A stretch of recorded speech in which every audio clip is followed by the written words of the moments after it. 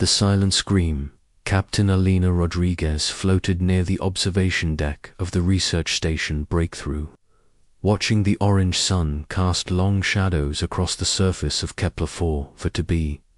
The planet below looked peaceful from orbit, its crystalline formations catching the light like scattered diamonds across rust-colored plains.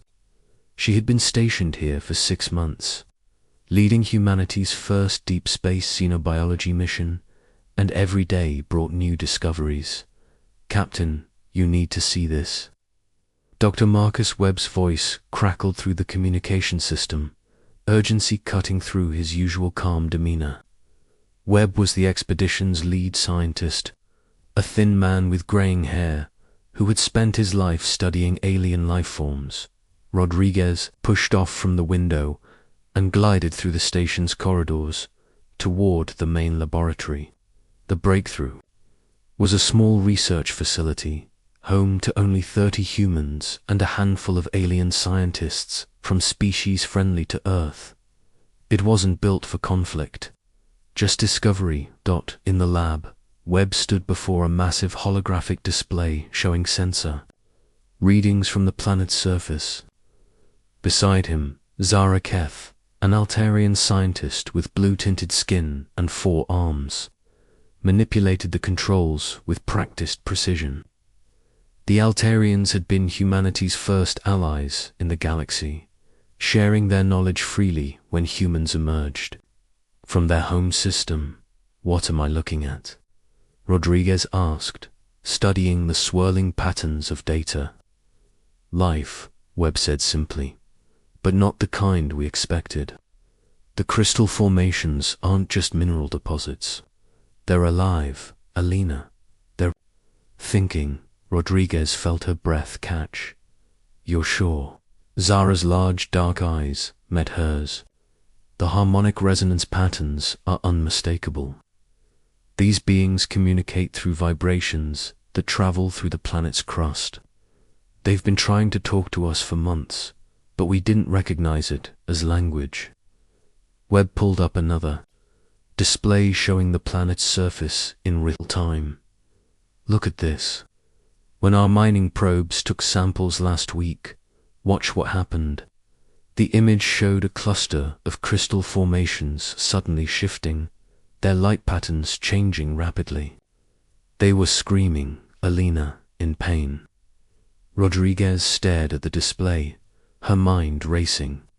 First contact with a truly alien intelligence, and they had been hurting them without knowing it.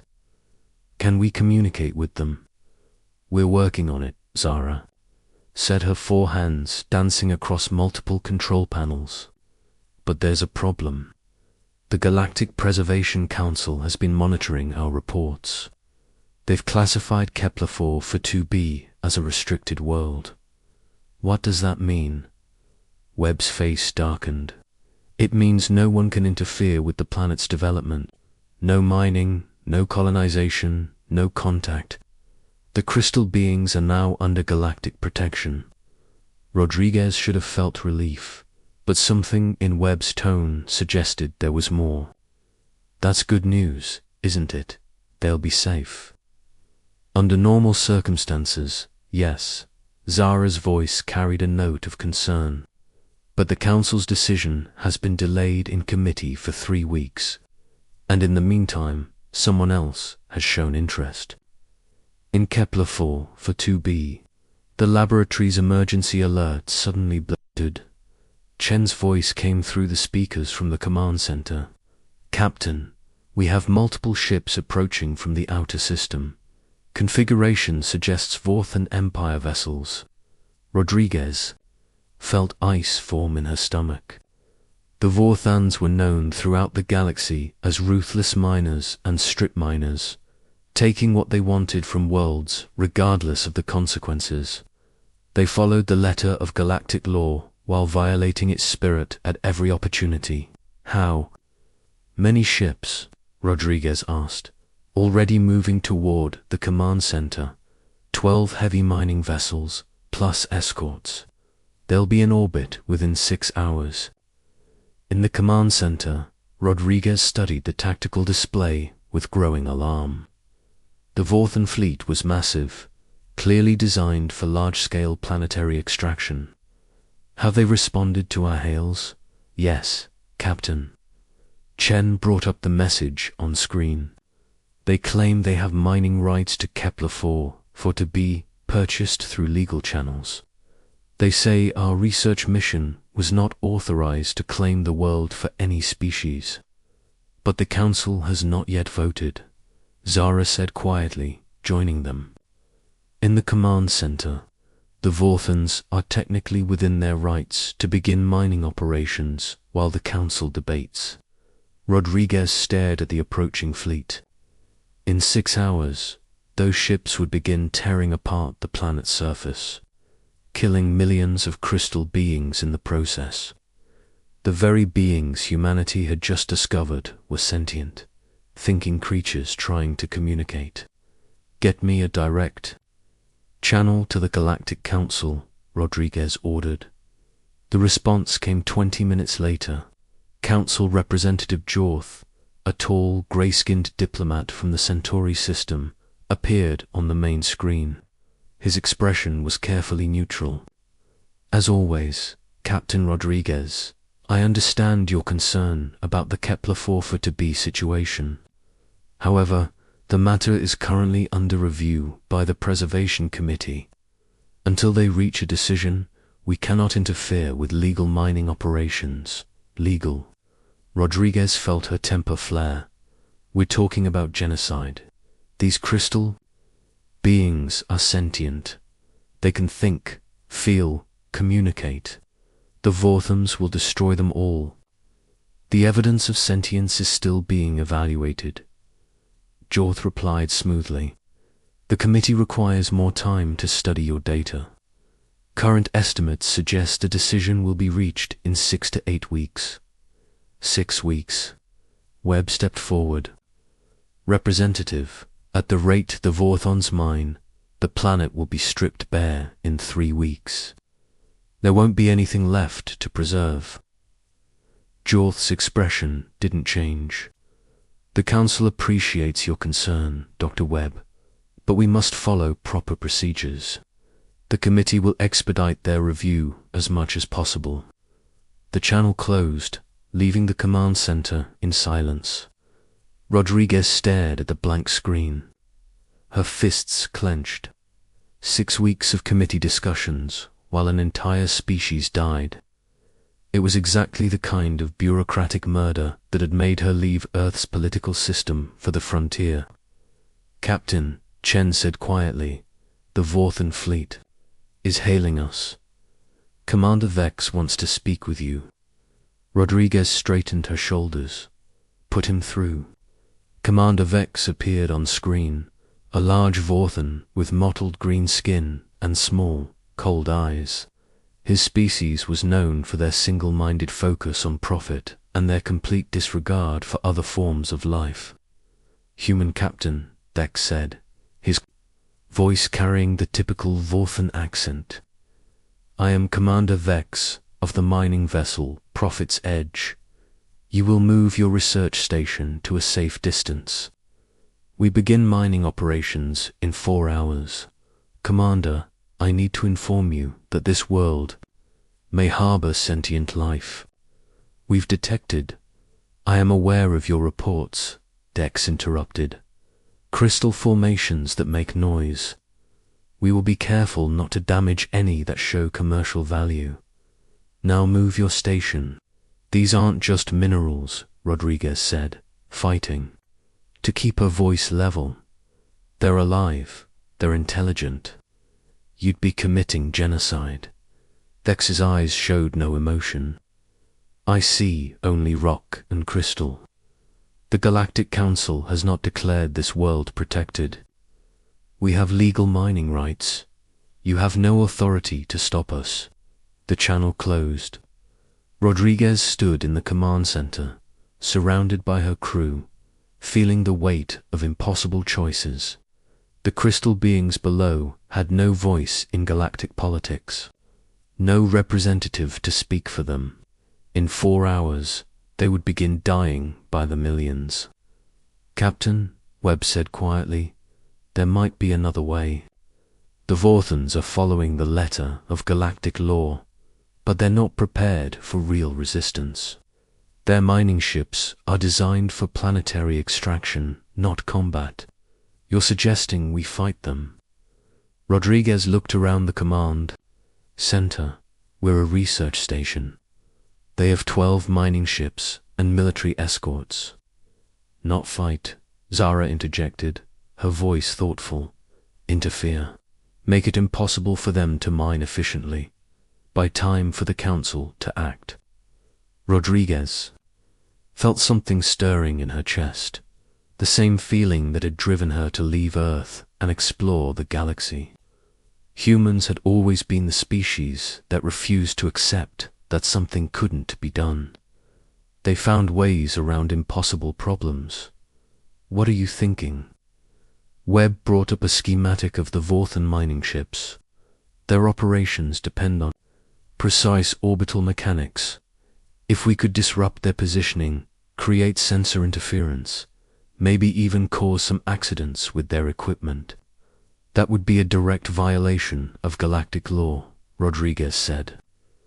"The Council would charge us with interference in legal mining operations." "Yes," Zara said simply, "but the crystal beings would live." Rodriguez looked at her crew, seeing the same determination in their eyes that she felt in her heart. They were scientists and explorers, not soldiers. But they were also human, and humans had a long history of doing what was right instead of what was legal. "Chen, how long until the Vorthons reach mining position?" 3 hours, 47 minutes. "Webb, Zara, I want options. Non-lethal, but effective. We're going to show the Vorthons that humans don't wait for permission to do what's right." Rodriguez turned to address her entire crew.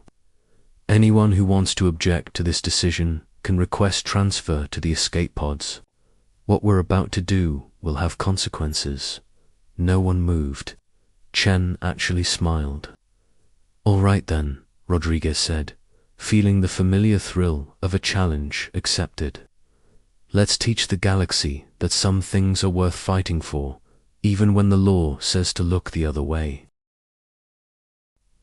The breakthrough began preparing for the most important mission of its existence. Outside the viewports, the Vorthon fleet approached like a swarm of predatory insects, ready to strip away everything that made Kepler 44 to be unique. But they were about to learn that when humans decided to act, they didn't ask permission first. Asterisk, when humans fight back the first Vorthon mining ship, Prophet's Edge settled into orbital position exactly as predicted. Commander Vex had chosen a location that would allow maximum extraction efficiency while maintaining a safe distance from the human research station. It was a perfect military formation designed to prevent interference from lesser species. What Vex hadn't counted on was human creativity. "Initiating Plan Echo," Rodriguez announced from the command center. Throughout the breakthrough, her crew worked with the focused intensity that had made humanity feared and respected throughout the galaxy. They might follow orders, but they never stopped thinking. Dr. Webb had spent the last 3 hours modifying the station's communication array into something else entirely. The equipment designed to detect alien signals could also generate them, and the Vorthon's own mining sensors were surprisingly vulnerable to specific frequency interference. "Sensor scrambling at maximum," Webb reported. "The Vorthons are getting false readings across their entire scanning grid." On the main screen, they watched as the first mining ship began its descent toward the planet's surface. The massive vessel should have been following a precise trajectory, guided by sensors that could detect valuable mineral deposits from orbit.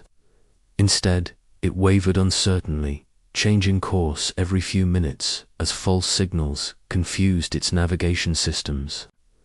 Mining Ship 1 is requesting guidance from the command vessel, Chen reported, monitoring Vorthon communications. They can't get a clear reading on the crystal formations. Rodriguez allowed herself a small smile.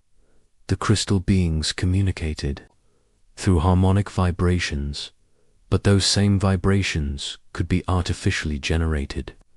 The Vorthons were trying to mine a planet that appeared to be constantly shifting its most valuable resources. Captain Zara called from her station. "I'm picking up something else. The crystal beings are responding to our signals. They're trying to communicate." On the display, patterns of light began appearing across the planet's surface. The formations were pulsing in rhythm, creating a visual language that even the Vorthons couldn't ignore. "My God," Webb whispered. "They're learning our communication method in real time. Look at the patterns. They're forming mathematical sequences." Rodriguez felt her heart skip. The crystal beings weren't just intelligent. They were rapidly adaptive, learning from the humans' interference signals and responding with increasingly complex messages. "Commander Vex is hailing us," Chen announced. The Vorthon commander appeared on screen, his green skin darker with anger. "Human captain, your communications are interfering with our mining operations. Cease immediately, or we will consider it an act of war." "Commander, I think you need to look at your own sensor readings," Rodriguez replied calmly. "The planet's surface is showing clear signs of intelligent life. Perhaps you should reconsider your mining operations." "Tricks and deceptions," Vex snarled. "We know what you're doing. Stand down or face the consequences." The channel closed, and Rodriguez felt the situation escalating beyond her control. But before she could respond, something unexpected happened. "Captain," Chen said, his voice filled with wonder, "I'm detecting new ships approaching from the outer system." "Not Vorthon." The tactical display updated, showing 3 vessels approaching from the direction of the inner galaxy. Rodriguez recognized the configurations immediately: 1 Altarian science ship, 1 Centauri diplomatic vessel, and 1 ship she'd never seen before. "The new arrivals are hailing us," Chen reported. The main screen split into 3 sections. The first showed Captain Keth's superior, Admiral Voss of the Altarian Science Fleet. The second showed an elderly Centauri diplomat Rodriguez didn't recognize. The third showed a being she'd never encountered, tall, crystalline, with features that seemed to shift like liquid light. "Captain Rodriguez," Admiral Voss spoke first, "we have been monitoring your situation. The Altarian government wishes to formally protest the Vorthon mining operations." The Centauri diplomat nodded. "The Centauri Council has reviewed your preliminary data. We find sufficient evidence to warrant immediate protection of Kepler-4 for 2B, but..." It was the third being that made Rodriguez's heart race. When it spoke, its voice resonated with harmonics that made the entire station vibrate gently. "We are Crystalline Collective of Andromeda Sector," it said. "We have come because we hear the songs of our distant cousins, the beings you call crystal. Formations are our children, scattered across the galaxy eons ago. They are not minerals to be mined. They are family to be protected." Rodriguez stared at the screen, understanding flooding through her. The crystal beings weren't just intelligent. They were part of a vast galactic civilization that had been quietly watching and waiting. "Vorthon vessels," the crystalline being continued, "you will cease your operations immediately. What you plan to do is not mining, it is murder." On the tactical display, Rodriguez watched as the Vorthon fleet began repositioning. Commander Vex clearly hadn't expected this level of opposition, but he wasn't backing down. This is still illegal mining. Operation Dex's voice came through the communications system. The Galactic Council has not declared this world protected. We have rights, rights. The crystalline being's voice carried a note of something that might have been laughter. You speak of rights while preparing to destroy a nursery world. Very. Well, we invoke the ancient protocols. Rodriguez had heard of the ancient protocols, laws so old that most species had forgotten they existed. They gave certain elder species the right to protect their own kind, regardless of current galactic law. The ancient protocols were replaced by modern statutes. The Centauri diplomat interjected. However, given the evidence of sentient life, we are prepared to support an emergency protection order. While you debate, Admiral Voss added, the Altarian fleet stands ready to assist in protecting innocent life. Rodriguez felt the situation shifting around her. What had started as a desperate attempt to buy time had become something much larger. The galaxy was choosing sides, and for once it seemed like the right side might win. But Commander Vex wasn't finished. You have no authority here. We have contracts, legal documents, mining rights purchased through proper channels, one human research station and a few alien ships cannot override galactic law. You're right, Rodriguez said, surprising everyone. But you're also wrong about one thing. This isn't about overriding galactic law. It's about enforcing it. She turned to Webb, Doctor, show them what you've discovered. Webb activated the main display, showing the harmonic patterns they'd been tracking. The crystal beings aren't just intelligent, they're the planet's nervous system. They regulate weather, maintain the ecosystem, process and store information. Destroying them would kill the entire world. And according to Galactic Environmental Protection Statute 247, Rodriguez continued, destroying a world's ecosystem is a war crime, regardless of mining rights. The crystalline being's form seemed to pulse with approval. The humans understand. They see what others miss. This is why we respect them, despite their youth.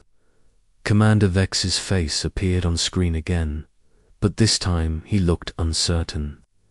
Environmental protection statutes require proof of ecosystem disruption. You have no such proof. Actually, we do, Zara said quietly. She had been working at her station throughout the entire exchange, monitoring the planet's surface. The crystal beings have been showing us. Look. The display changed to show the planet's surface in real time. As they watched, vast networks of crystal formations began lighting up in sequence, showing the connections between different regions. It was like watching a planetary brain at work. They're trying to explain themselves, Webb said with wonder. They're showing us how they work together, how they maintain the planet's balance. Rodriguez felt tears in her eyes. The crystal beings had been trying to communicate from the beginning, trying to explain their role in their world's ecosystem. They weren't just intelligent life. They were the intelligence that kept their entire planet alive. Commander Vex, Rodriguez said formally, I hereby invoke Galactic Environmental Protection Statute 247. This world is protected under emergency protocols.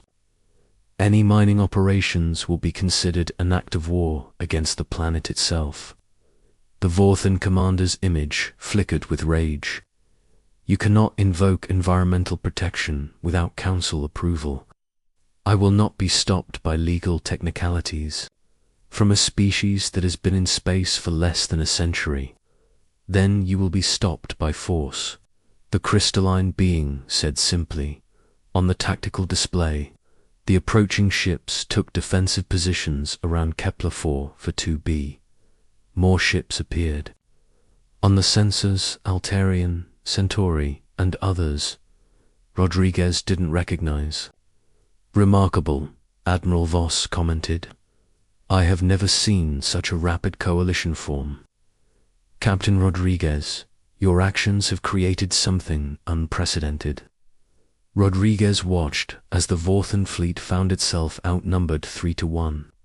But she also noticed something else. The crystal beings on the planet's surface were creating new patterns, more complex than before.